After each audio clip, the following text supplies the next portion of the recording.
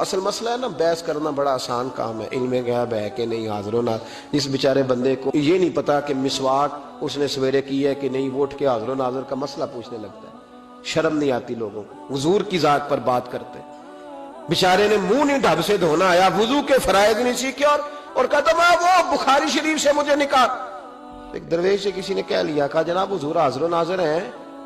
حاضر و ناظر کا مطلب ہے حضور اپنے مزار میں حیات ہیں اور جہاں چاہتے ہیں تشریف لے جاتے ہیں۔ ہر جگہ وجود کے ساتھ ہم حضور کا ہونا نہیں مانتے۔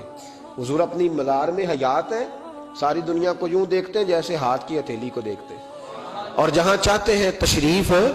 یہ حاضر و ناظر کا ترجمہ ہے۔ تو کہا حضور ہیں؟ تو بزرگ کہنے لگے جا کے چہرہ دیکھ، آئینے کے آگے کھڑا ہو اور پھر اپنی پچھلی ساری زندگی کے گناہ یاد کر، اور اگر تیرا چہرہ پھر بھی سلامت ہے تو سمجھ لے حضور ہے۔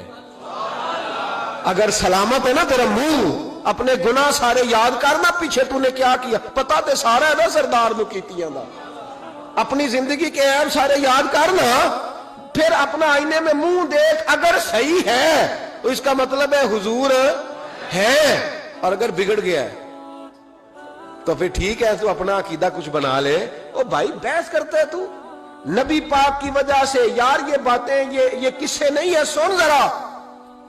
بنی اسرائیل میں کوئی بندہ گناہ کرتا تھا تو اس کے ماتھے پہ لکھا ہوتا تھا، ادھر دل پہ ہاتھ رکھ کے بتا، تو دکان پہ بیٹھ کے، گھر میں بیٹھ کے، مسجد میں بیٹھ کے جھوٹ بولے اور تیرے ماتھے پہ لکھا جائے تو نے بولا ہے، تیری کوئی قدر بچے گی؟ تیری کوئی قدر بچے گی؟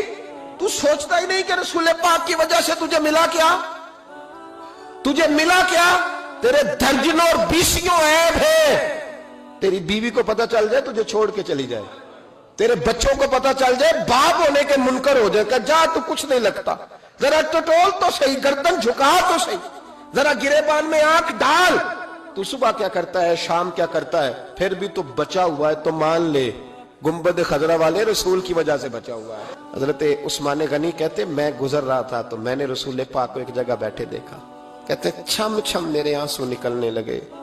عثمان کیوں رو؟ کہنے لگے حضور رو رہے تھے، گڑ گڑا کے کہہ رہے تھے یا اللہ ان کا وہ حال نہ کرنا جو تو نے قوم لوط کا کیا، اللہ ان کا وہ حال نہ کرنا جو تو نے قوم سمود کا کیا، اللہ ان کا وہ حال نہ کرنا جو تو نے حضرت زکریا اور جناب نوح کی، میرے مالک ان کا وہ حال نہ کر، اللہ انہیں مہلت دینا، سمجھ جائیں گے، اللہ انہیں مہلت۔ تو نبی پاک کے آنے پر چپ رہتا ہے، تجھے درود شریف کی توفیق نہیں ہوتی، تو ذکر رسالت مآب کے جلسے روکتا ہے۔